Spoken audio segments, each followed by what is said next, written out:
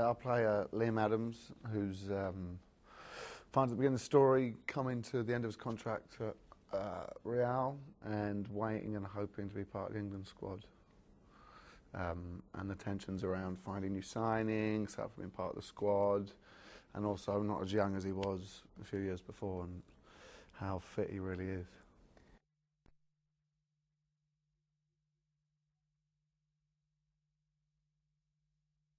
It's a sort of a buddy movie between two best friends, between Charlie and Liam, Leo Gregory's part and my part, and I think that these are two great best friends who've been together through their career and their friendships, and about how they survive together. And obviously it's quite easy when I'm with him. Yeah, that's the beginning of the movie now, just to keep that. It's totally thrown me now for what I was going to ask. Is it going back in? I'll wait till it goes back. There we go. Very nice. Oh, it's got the right weight. What is that made out of? Gold. It's gold. It's the real one. It's gold. Gold. Gold 3.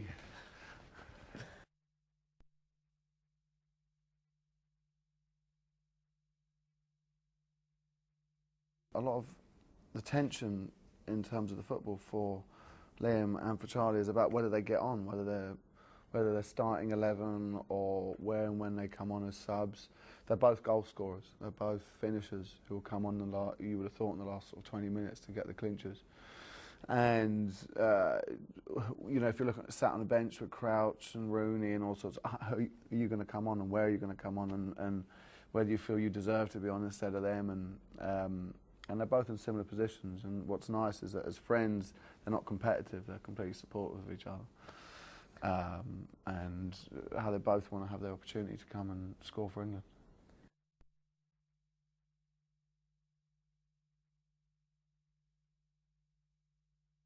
Charlie's, I would say, a technically much better player. I mean, let's be honest. I mean, he's a great handler of the ball. He's got great feet and a great touch. I think Liam might be the man you bring on for the final set pieces. The man will come flying in and get a good nut in. You know, maybe he's a good free kick taker, but he's a strong physical force. Rather than having the finesse and the touch that Charlie has, Liam's just going to come driving in and fight through.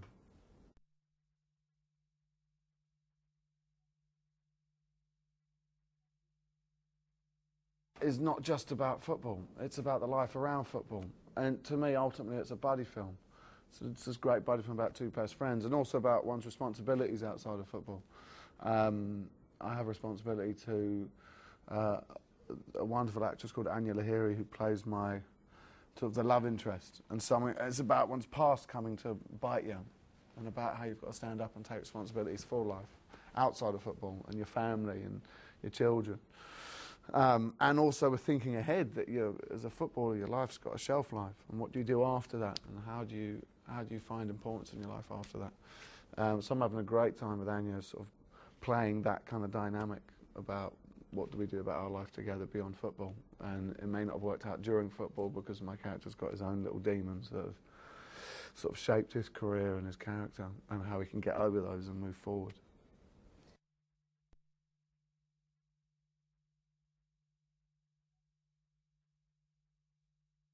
Playing a footballer in the limelight has given me a world of sympathy for footballers who may get dragged with the press, or they crack a little, or they burst under pressure, because these are people who are wound up in a competitive environment 24/7 and with such a desire and passion and need to do well, and given everything very quickly. I totally understand that people break and people can't, snap under pressure, and there's been more and more and more biographies of different sports people who you wouldn't believe could be so talented and actually have so much baggage that they're carrying with them. Just the big one in the news at the moment is Flintov, isn't it? Although it's not football, but we all saw the footage when they came back after the Ashes. But people, some of these people can achieve so much that they can also carry with them so many other problems. And I certainly have a lot more sympathy for them, and would always decide to never read a tabloid and believe what you read, because there's a lot more going on.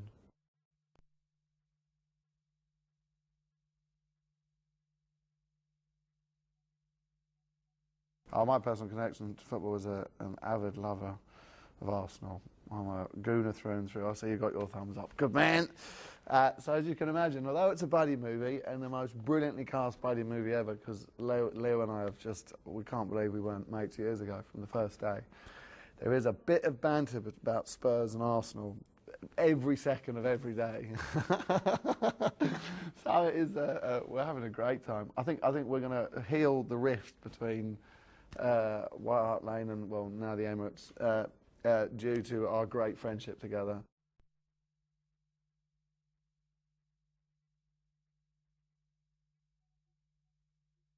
My claim to fame of spending time with a famous footballer was I recently played golf with Johan Cruyff, legend. I was invited to the Dunhill Links this year.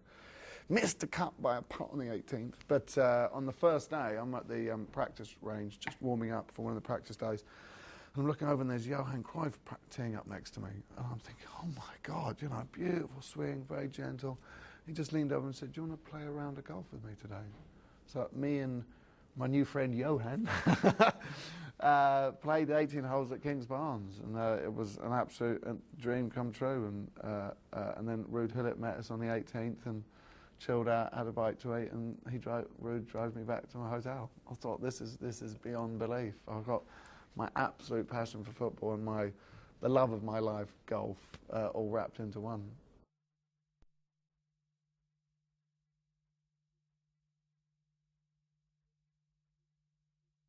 I think the incentive to do the film is to get to do a job that you love with a subject matter that you have a passion for.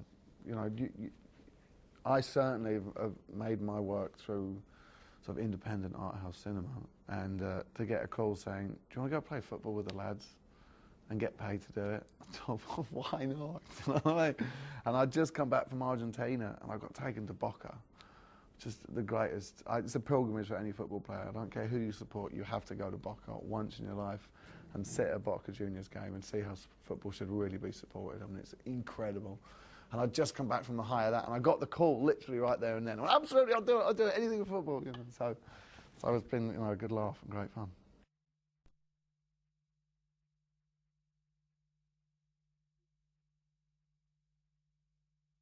It's the summer that you wait for.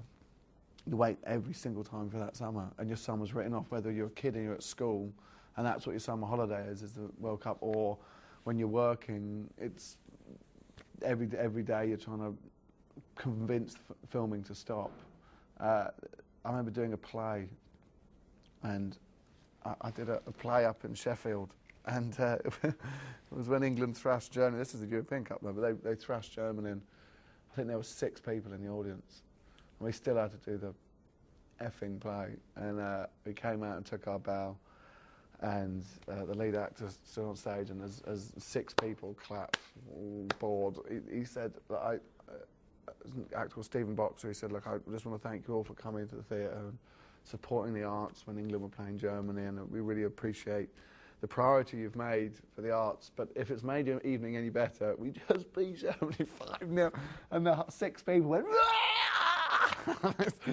but well, our play didn't quite give them that reaction, but no, certainly life stops when the World Cup starts.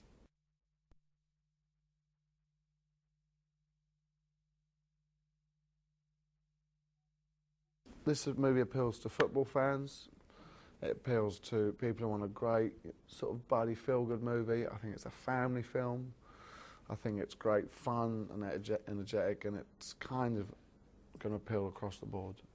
That's the joy of it, because it touches on all different things beyond just football.